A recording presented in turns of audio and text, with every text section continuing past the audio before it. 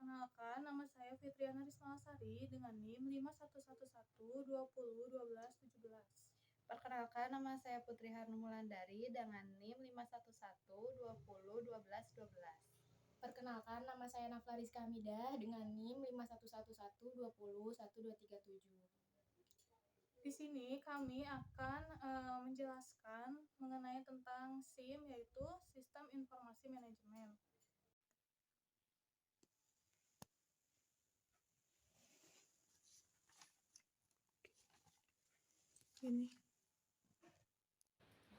Ada yang tahu nggak sih perkembangan sistem informasi manajemen itu seperti apa? Jadi perkembangan sistem informasi manajemen itu dimulai sekitar tahun 2000-an.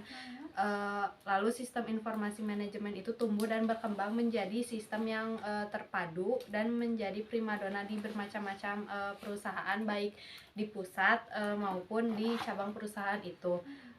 Lalu sistem yang dinamakan SIM ini dibentuk sistem informasi berbasis komputer. Pada era modern sekarang ini, sistem informasi ini telah beroperasi secara terpadu dan dijalankan secara otomatis. Terus kalian tahu nggak sih pengertian dari SIM itu sendiri apa? Kalau SIM itu kan sistem informasi manajemen ya. Iya. Jadi SIM itu adalah suatu sistem perencanaan di dalam perusahaan yang melibatkan pengendalian internal seperti pemanfaatan sumber daya, dokumen, teknologi, dan akuntansi manajemen sebagai salah satu strategi dalam bisnis. Gitu. Terus tujuan SIM itu apa? Tujuannya itu ada 3 ya. Yang pertama itu pengumpulan data, dapat menyediakan informasi yang bisa mendukung pengambilan keputusan. Yang kedua itu ada informasi yang berguna dalam perencanaan, pengendalian, evaluasi, dan juga perbaikan yang bersifat lanjutan. Terus yang ketiga itu sistem informasi bisa dipergunakan sebagai dasar untuk perhitungan harga produk, jasa, maupun untuk tujuan lainnya sesuai yang diinginkan oleh manajemen. Terus era SIM itu ada berapa sih kalau boleh tahu? Setahu aku sih era SIM itu ada 5 ya. Yang pertama era akuntansi dari tahun 1950 sampai 1960-an. Terus yang kedua tuh ada era operasional dari 1960 sampai 1970. Dan yang ketiga tuh ada era informasi. Ini dari 1970 sampai awal 1980. Dan ada era jaringan Wired Society era. Ini pertengahan tahun 1980-an ya. Dan yang terakhir tuh ada era jaringan global yaitu Global Wired Society era. Ini pertengahan tahun 1990-an. Nah, kamu tahu gak sih fungsi-fungsi dari SIM itu? Fungsi-fungsi SIM tuh ada 4. Yang pertama tuh mempermudah manajemen untuk merencanakan, mengawasi, mengarahkan, dan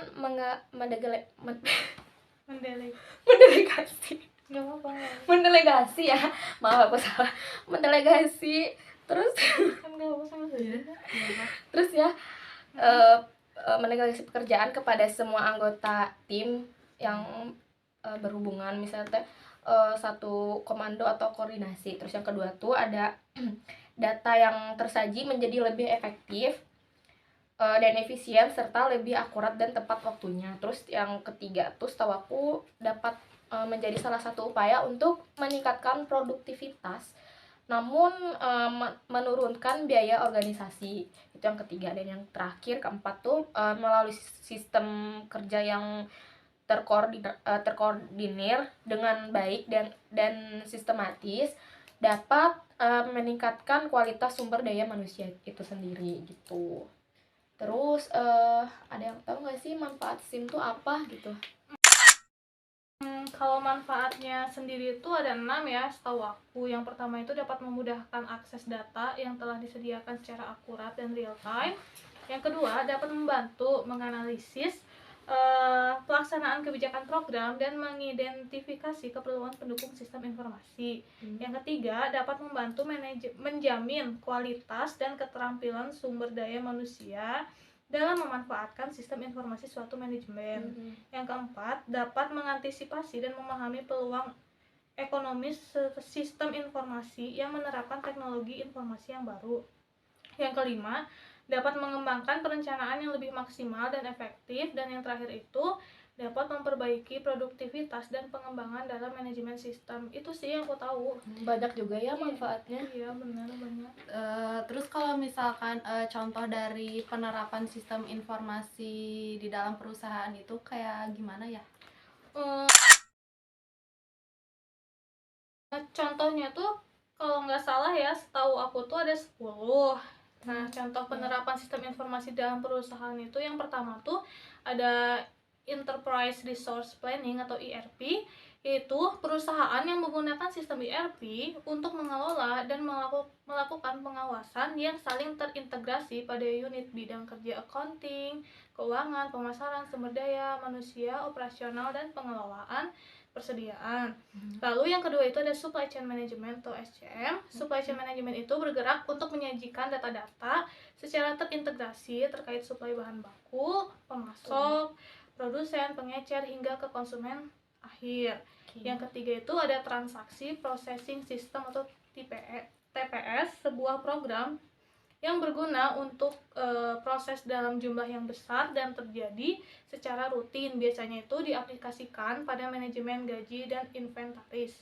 Nah, ini yang keempat itu ada Office Automation System atau OAS. OAS paling sering diterapkan baik di perusahaan besar maupun perusahaan kecil yang berguna untuk melancarkan sistem informasi melalui pengintegrasian server-server komputer dalam internal perusahaan. Nah nih, yang kelima nih guys, Informatic Management System atau IMS yang berguna untuk mendukung tugas-tugas dalam perusahaan dan bisa digunakan untuk membantu pengambilan keputusan. Dan ini penerapannya itu disatukan melalui program komputerisasi seperti e-procurement gitu. Baik, izin menambahkan ya, yang keenam tuh ada Knowledge Work System atau KWS ya, akan mengintegrasikan suatu pengetahuan baru ke dalam perusahaan.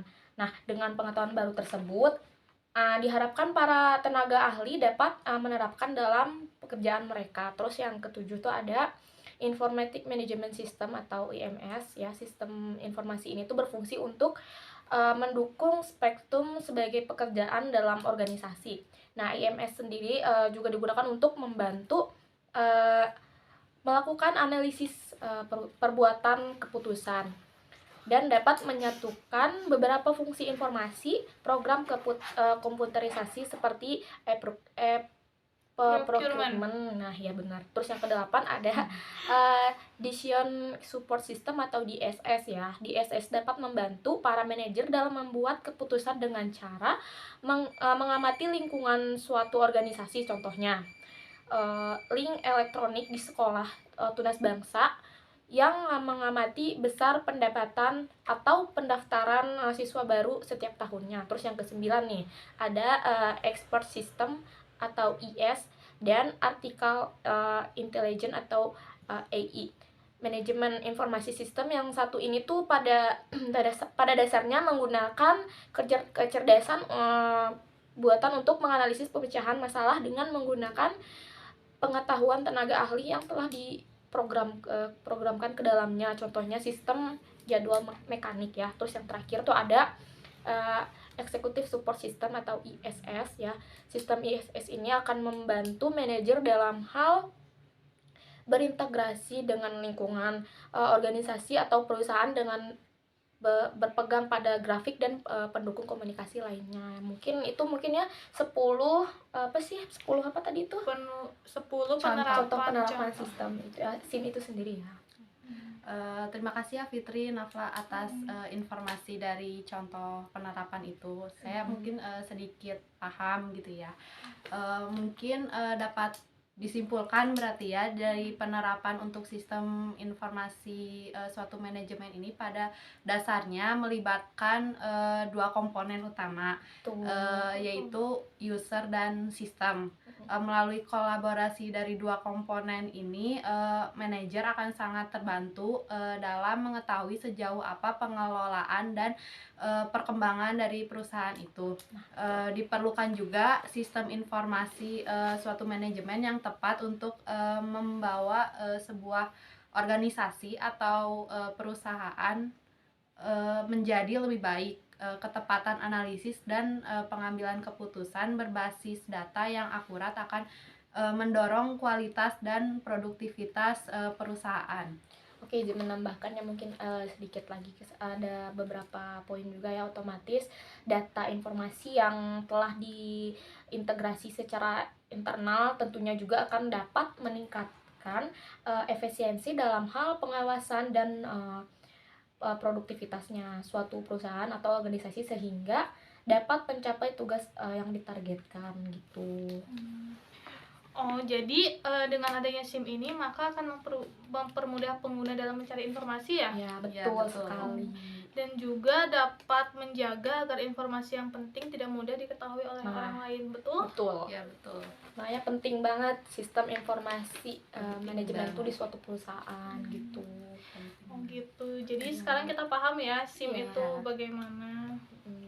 Lingkup SIM tuh kayak gimana, fungsi, terus Manfaat. manfaat dan Tujuan, tujuannya gitu, dan yang terus contoh-contohnya Contohnya. juga ya kan. Mungkin segitu aja ya Ya. diskusi kita kali ini. cukup berarti ya, gak ada lagi yang pengen ditanyain kan? Nggak Ya. ada, cukup. Cukup paham lah ya. Iya, kalau cukup soal- paham mengenai sistem informasi manajemen itu sendiri. Mungkin cukup sekian dari penjelasan dari kami. Mohon maaf apabila ada kesalahan dan Kesalahan. kekurangan ya. Assalamualaikum Waalaikumsalam warahmatullahi warahmatullahi wabarakatuh.